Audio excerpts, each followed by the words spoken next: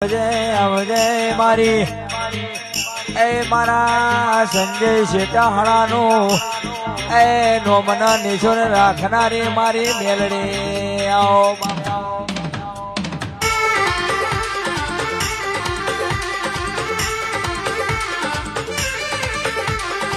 અન સંજય કાલે વસ્તી વાતો મળતી હતી એ ઓમનું પતિ જો ઓમનું માર્કેટ મોહી નો મજદૂરી આવી વાતો મળતી હતી બાપો બાપો